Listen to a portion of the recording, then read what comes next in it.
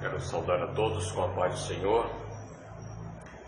E nesse instante em que estou aqui na congregação, quero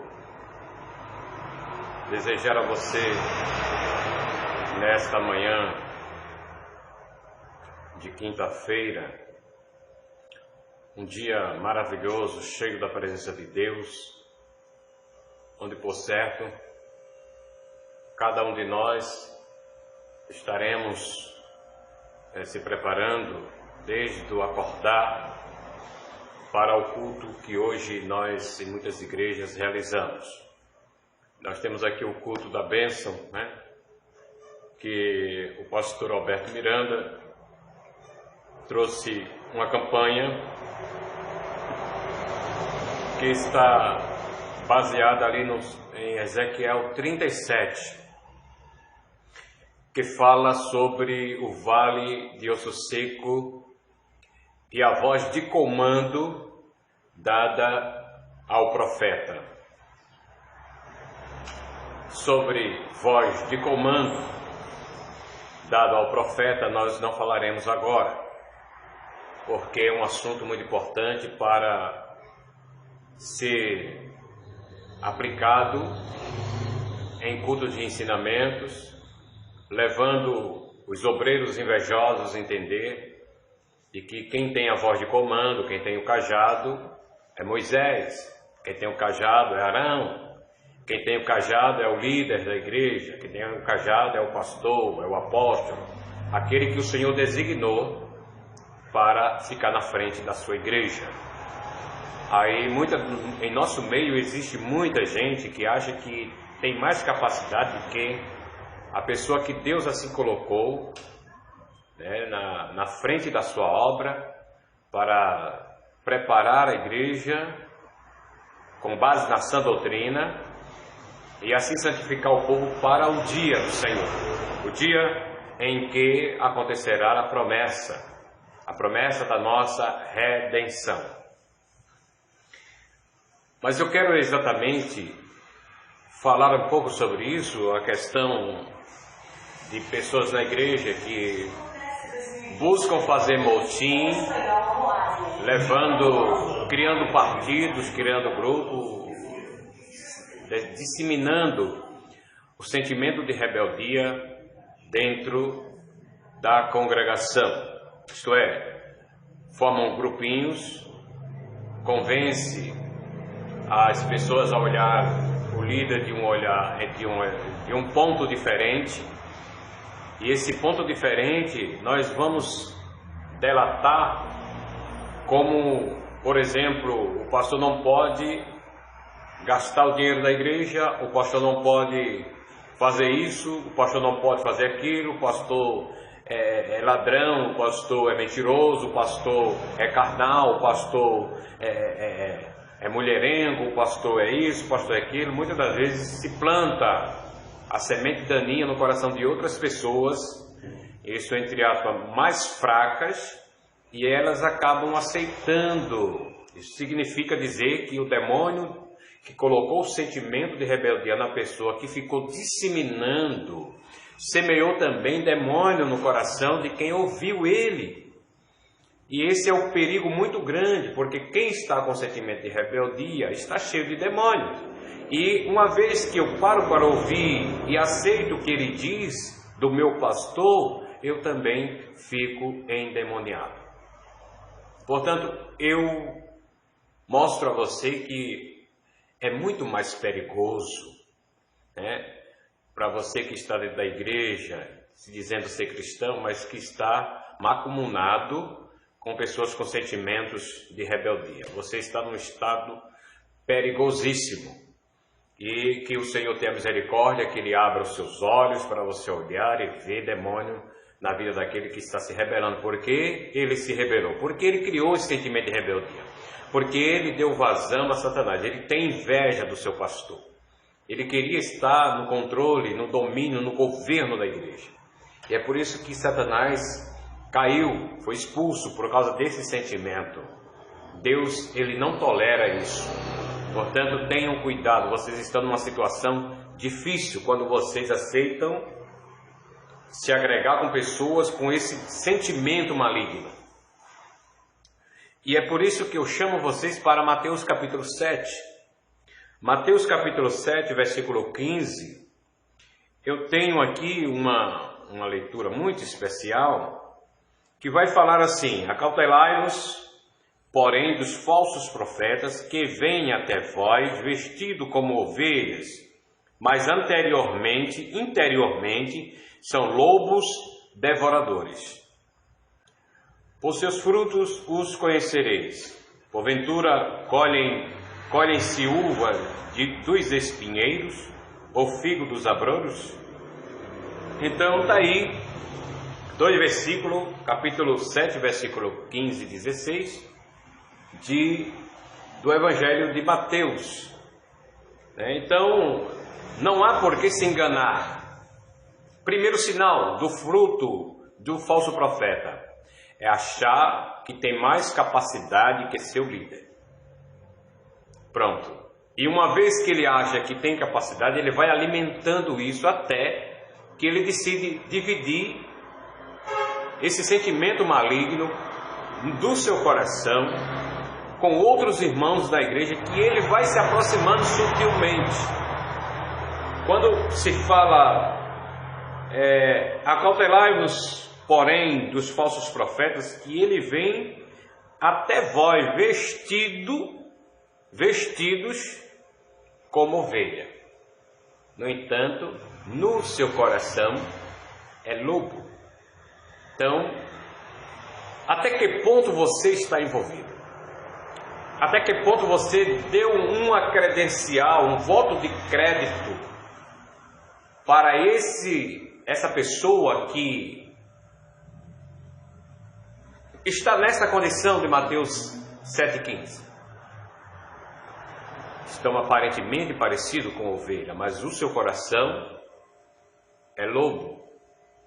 Ele veio para contaminar você. Ele está se aproximando de você porque quer ganhar sua confiança.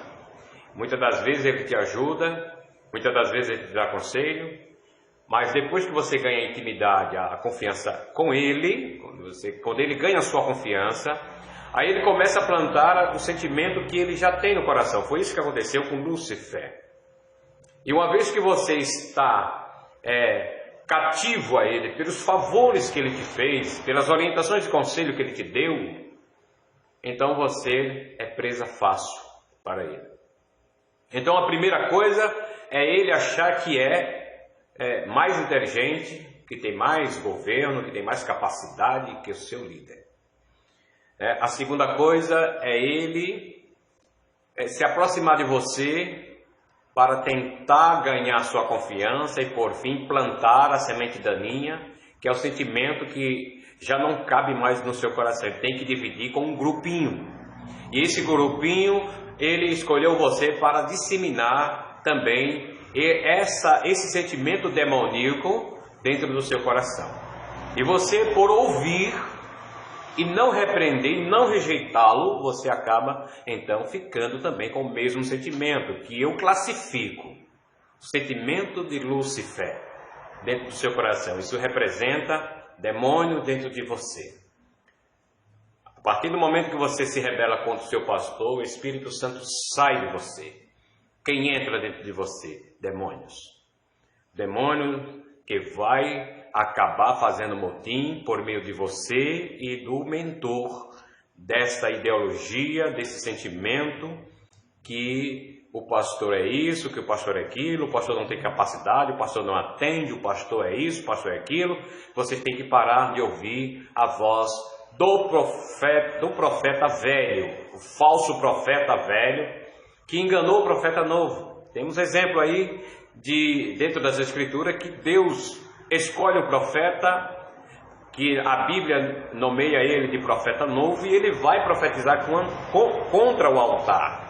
E quando ele volta, e quando ele recebe a instrução de Deus, ele é orientado a não comer pão, a não beber água e não voltar pelo mesmo caminho. Percebe-se que ele estava determinado a cumprir as ordenanças de Deus. Ele foi lá, profetizou contra o altar, Deus operou os milagres, o rei quis pôr a mão sobre ele, mas acontece que o rei ficou com a mão defeituosa. Aí ele orou e o Senhor, pelo arrependimento do rei, e o Senhor restaurou a sua mão. Porém, havia ali filhos de profeta, o profeta velho, que viu tudo, ouviu tudo, e foi correndo contar ao pai que era um profeta desviado, que era um profeta afastado, que era um profeta sem comunhão. E agora o profeta manda ajeitar o jumento para que ele fosse atrás do profeta novo. E quando ele alcançou o profeta novo, ele disse: um anjo falou comigo e disse para você voltar, para você beber água, comer pão, enfim. O profeta novo acreditou. O apóstolo Paulo nos dá uma orientação: ainda que o anjo desça do céu, nós não podemos considerar sua mensagem que está fora dos mandamentos de Deus. Ainda que o anjo desça do céu e tente colocar um outro evangelho além do que já está posto, seja anátema, seja condenado. Então, fica claro que há uma certa magia no sentimento de rebeldia nesse profeta, que levou ele a se desviar do propósito divino, que caiu da graça e está fazendo multidões lhe seguir, caindo também na graça, pondo sobre si a maldição da rebeldia, porque é uma marca que você não tira. Você tem que voltar no lugar da sua rebelião, conversar com o pastor contra quem você se rebelou, pedir perdão a ele, mas o lugar da sua posição não será restituída. Você vai ficar na igreja como membro, você vai ficar na igreja como alguém, como qualquer pessoa fica, mas não terá o seu lugar de líder na igreja. Você será destituído dos cargos, todos os cargos. Você só vai ser considerado membro, porque o cargo ministerial que você possuía não será mais possível lhe dar. Por causa do sentimento de rebeldia que Satanás implantou no seu coração, você se torna incapaz, outra vez, incapaz de exercer o cargo que anteriormente você tinha na congregação, por causa da sua rebeldia contra o seu líder. Deve seguir assim, porque eu já vi casos de pessoas que se rebelou tantas vezes e achou que poderia voltar à igreja e ficar no cargo. E muitos pastores, sem vigilância, conseguem dar a ele a confiança outra vez. Mas foi quebrado esse elo. Uma pessoa com sentimento de rebeldia, ele fica marcado para sempre, ainda que Deus perdoe ele.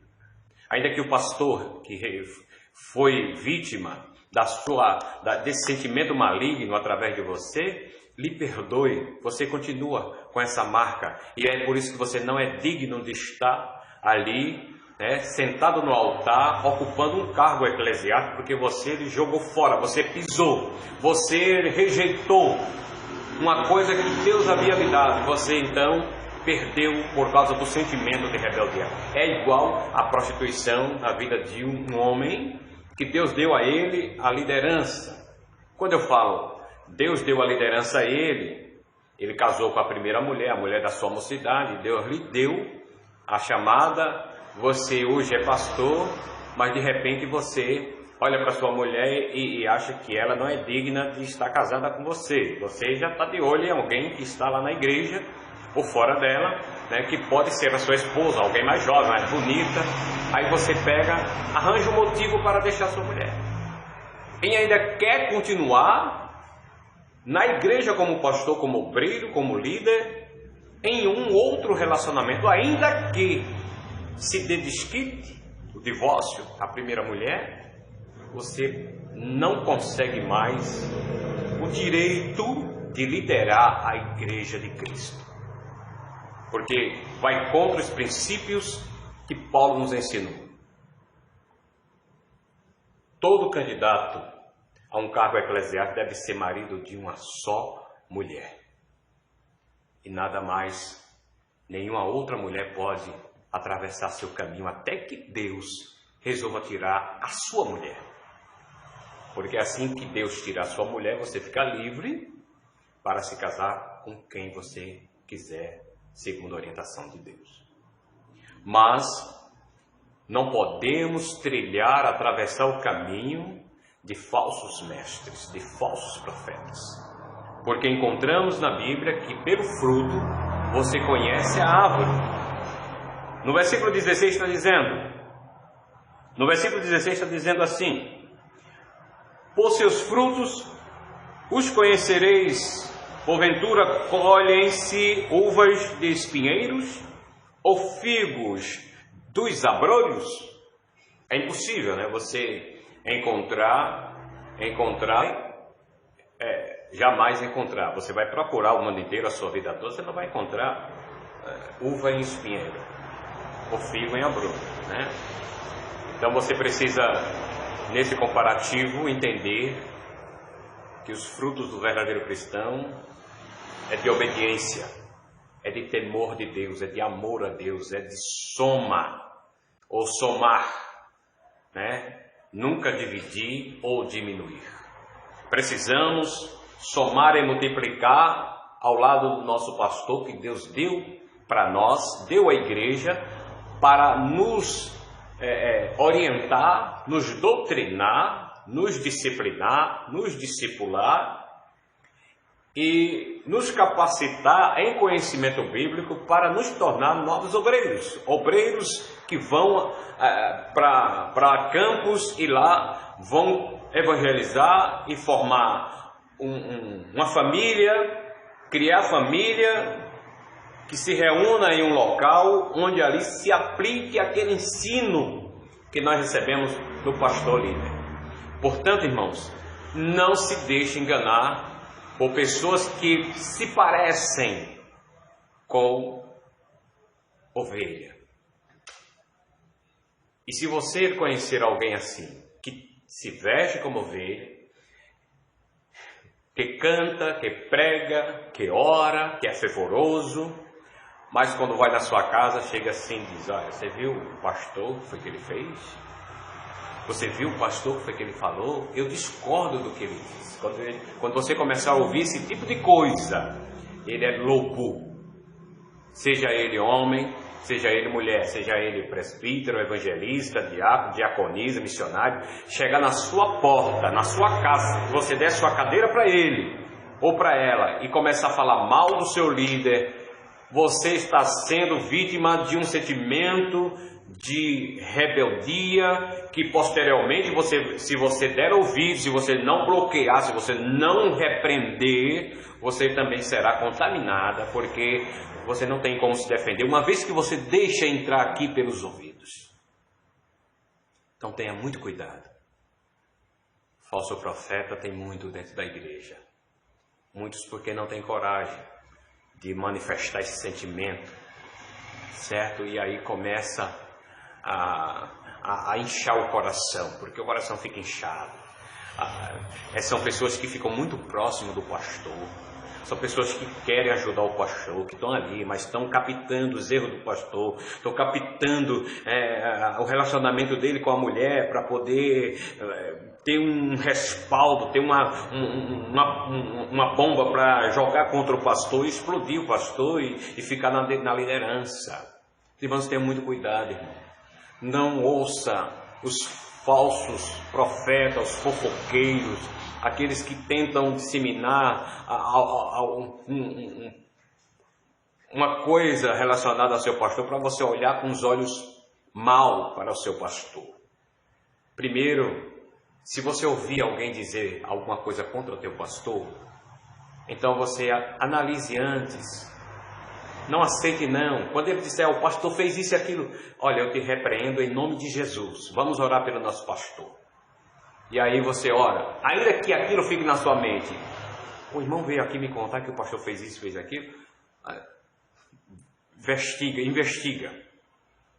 Não permita que essa semente daninha desça para o coração. Apenas investiga.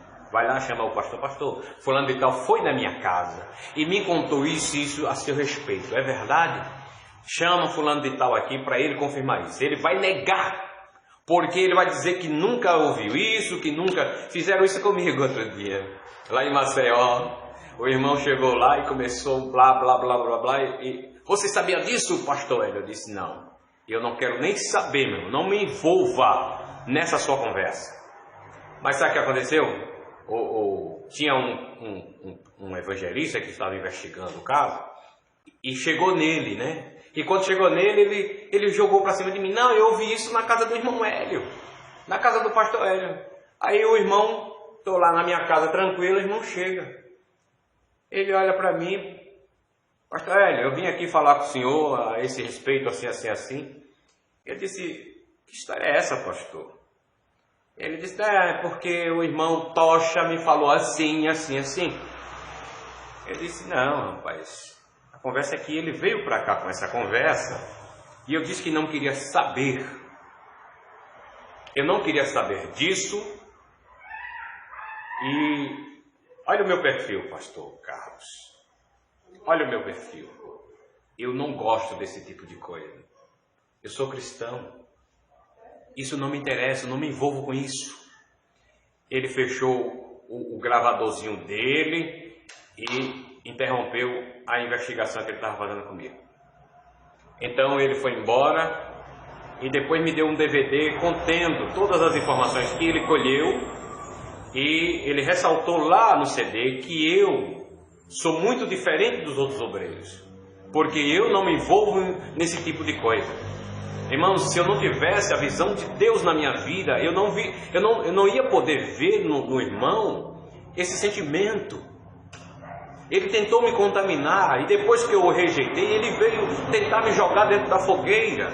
Só que aquele fogo lá não me queimou não, porque eu tinha rejeitado a conversa dele. Portanto, fica aí a experiência, peço aos irmãos que tenham muito cuidado.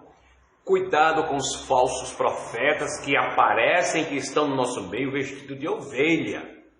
No entanto, são pessoas com sentimentos malignos, que têm o coração cheio de maldade, que não foi regenerado, que não tem o Espírito de Deus. Automaticamente, pessoas que trazem consigo a imagem satânica dentro do seu coração e aplica esse sentimento, divide, dissemina esse sentimento nas casas aonde ele visita. Não receba esse tipo de gente na sua casa.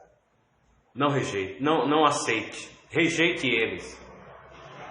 Repreenda esse demônio da vida dele quando chegar na sua porta. Não aceite.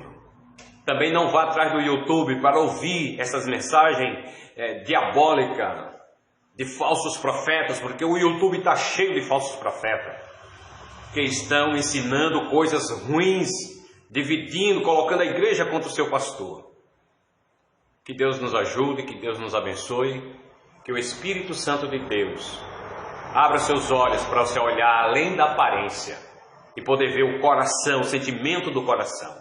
Porque o Senhor pode mostrar sim. O Senhor me mostrou, me revelou um pastor com a vida desregrada. E quando de repente o pastor presidente chegou para mim e disse assim, olha pastor, esse pastor vai congregar com a gente. Todo feliz, todo alegre. Tudo bem, pastor. Estou lá no culto de quinta-feira, sentado no banco. E o pastor diz, vamos ouvir o pastor falando de tal que vai ministrar a palavra. Quando ele diz assim, a paz do Senhor para a igreja, aí o Senhor me abriu os olhos e eu vi a vida, a trajetória do pastor. O Senhor me revelou tudo claramente. E aquele culto, a partir daquela visão, não prestou mais para mim. Eu fiquei perturbado, aperreado, porque o pastor ia cair numa cilada. E eu ia embora, até que o pastor veio falar comigo, não vai agora não, pastor Hélio. Aí eu voltei, fiquei conversando com ele, ele disse, aí, o que é que você acha do irmão, do pastor? Eu disse, pastor, eu não vou lhe dizer o que Deus me revelou a respeito desse pastor, mas eu quero que o senhor ligue para o pastor presidente e peça a informação da vida desse pastor, porque ele não é digno de estar no altar. E de repente o irmão se preocupou com essa minha opinião e ligou para o pastor presidente, que era o presidente desse pastor. E o pastor, de repente, ouviu o pastor presidente dizer: ele não é digno de subir no altar, ele está disciplinado há 6 meses.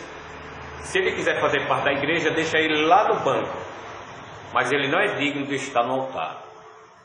E aí o pastor veio, falou com ele e disse: olha, nós não queremos o senhor como pastor aqui, o senhor vai ser apenas um membro da igreja. Ele deu pé, foi embora e não voltou mais para a congregação.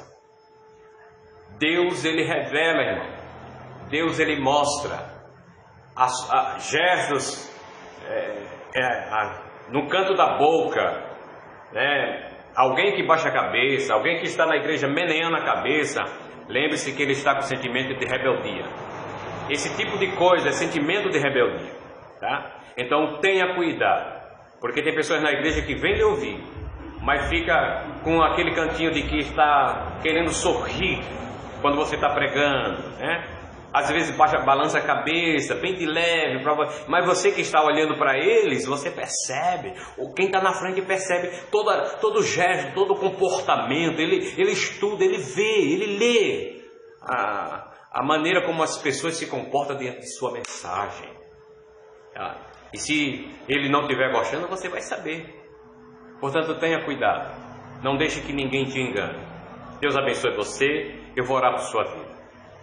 Senhor, meu Deus e meu Pai, nesta hora bendita eu apresento os irmãos que muitas das vezes são presa fácil para líderes, muitas das vezes pessoas que estão no ministério, que estão com esse sentimento de luz e fé em seus corações e tenta disseminar, como ele fez lá com os anjos. Ele conseguiu convencer os anjos, mas existe pessoas aqui também com essa habilidade de convencer pessoas, membros da igreja, que muitas vezes estão próximos do pastor, e afasta essas pessoas, contaminando com esse sentimento maligno. Eu te peço, traz a tua proteção, guarda essas pessoas, em nome de Jesus.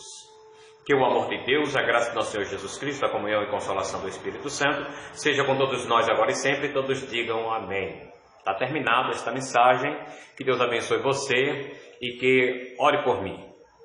Eu sou pastor, mas eu dependo das suas orações. Estou aqui em Manaus, na obra missionária, junto com o pastor Alberto.